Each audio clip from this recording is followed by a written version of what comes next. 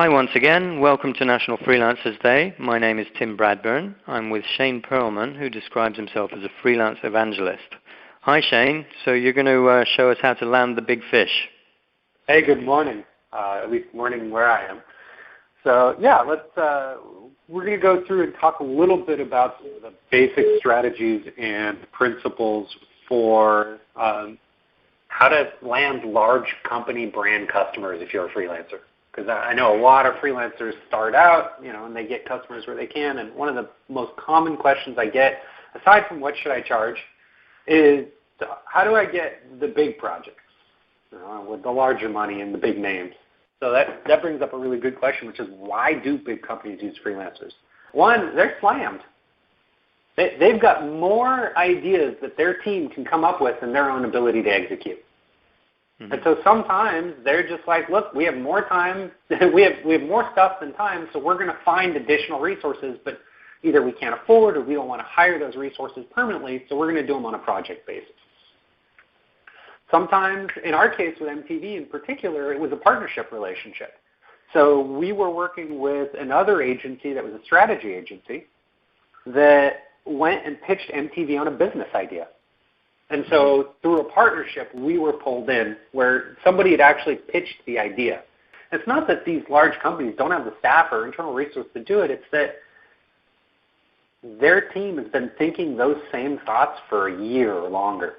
And it's really nice to just bring in somebody with a fresh perspective to poke at your problems. Yeah.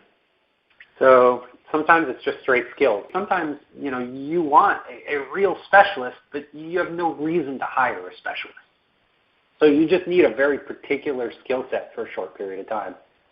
Yeah. And then, ironically, this is true, but one of the most common reasons we get hired is because the internal bureaucracy of acquiring an internal resource is worse than the internal bureaucracy of acquiring an external resource.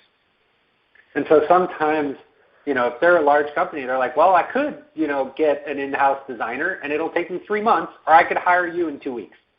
And then lastly is accountability.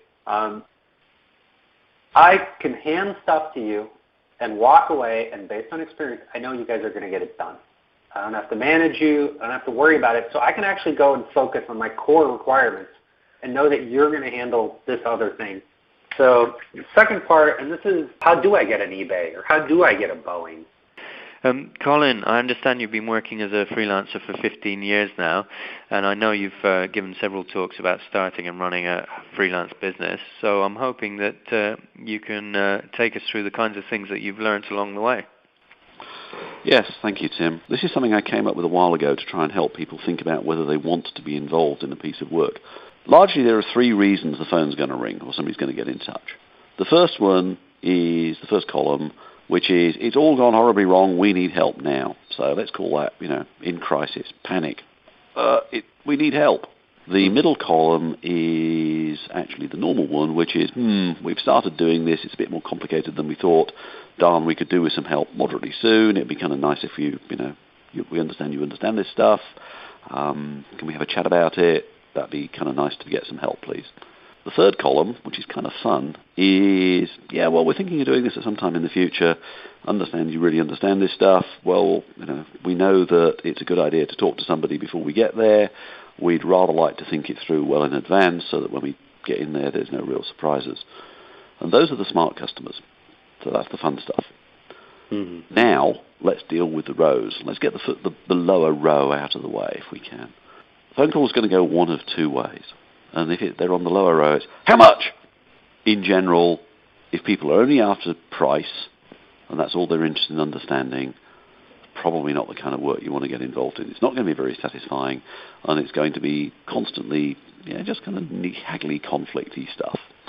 Upper row, however, is, so any idea what's involved, any idea how long this might take, any idea what else we might have to do, got any idea how much this might end up costing us? That's a good basis for a conversation. If they're in crisis, if you're available and you can solve their problem, then it's probably going to be fine. And that can be quite reputation enhancing if you do a really good job of digging them out of a hole. The fun stuff is the top right-hand corner. These are the people you get on with These are the people who understand the value of what you do, so that's the place to aim at. Now, the reason the white arrow's on the diagram is that's the process of education. If you can get people out of thinking about price, and you can get people out of being in crisis and get them to start to think about being smarter and planning ahead better and understanding the values, then you can turn it into good work. So Dave, you're going to tell us about some of the common pitfalls that contractors encounter, particularly when they're new to contracting. Yes, this will be based on the experience I had as a contractor, and perhaps more so with all the information we've picked up over the last 10 years, in fact 12 years, running Contractor Calculator. So these are the key areas we'll be covering today. They sort of chronologically take you through the process of becoming a contractor. With the first one, though, we'll be focusing on the mindset of a contractor. New contractors need to start thinking like a small business rather than like a permanent employee. Contractors do not have rights in the same way employees do. Contractors don't have bosses. They don't have employers. Contractors have clients and are contracted to supply services to their clients. So it's important to remember that contractors are small businesses. I mean, often the problems we have, someone will write into the Contractor Doctor forum, maybe the client wants to kick me out. Can they do that? What are my rights? Should they pay me? Should I get redundancy pay? And the answer is, well, no, you don't get redundancy pay. Think of yourself just like the plumber or the electrician that you hire to do a job for you. So would your plumber come to you and say, oh, I've seen that the job's been finished early, but can you pay me for another 4 weeks, please? You know, that concept's totally ridiculous. So it's important for contractors to realise that they can only sell the skills that they currently have. They're not going to get trained. And if you're not good enough, then they can just kick you out. When you're a permanent employee, if your boss asks you to do X, Y, Z, you have to do X, Y, Z. Whereas when you're a contractor, you've actually been brought in to supply specific services. And if they ask you to do something else, you can actually say no. You have to do it in a nice way, but what it does mean is that contractors need to avoid being a tail-end Charlie. And one of the risks with saying yes to everything to your client is that they will very much be controlling you, and that big word control is not good when it comes to IR35. Saif, good morning. You were going to tell us about how to compete more effectively as UK freelancers. Hi, Tim. Thanks for having me. I think there's some kind of profound changes on the horizon for freelancing and the state of work in general in the UK and further afield. Labour is probably one of the next areas which is going to experience profound change or profound impact from the internet and its increased usage. If there's 20,000 engineers a year coming through in the UK every year, and India's producing 150,000 a year, and they're connected and they're able to do their work digitally and remotely, then no matter how many immigration laws or whatever are passed, the nature of capitalism and the nature of supply and demand in economics are that there is going to be work for those people, and those engineers in the UK are going to have to compete more aggressively and differentiate themselves in many respects. My thinking is the long-term trend or mid-term trend, I guess, will be that labour will become cheaper in the West and more costly in the developing world.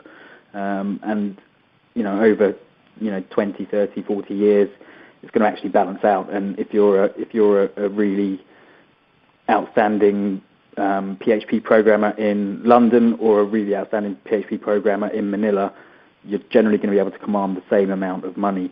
It's already in motion. If we respond quickly and we do what we're good at as a nation and kind of rise to the challenge and maximise the opportunities that are presented by innovating and by doing what Britain does well, which is being creative, innovative and competitive, then there's no reason why we should suffer as a result, and actually our economy can become stronger as a result rather than weaker. So how do UK-based freelancers, or indeed all freelancers, get around the current thing? I guess one of the key things is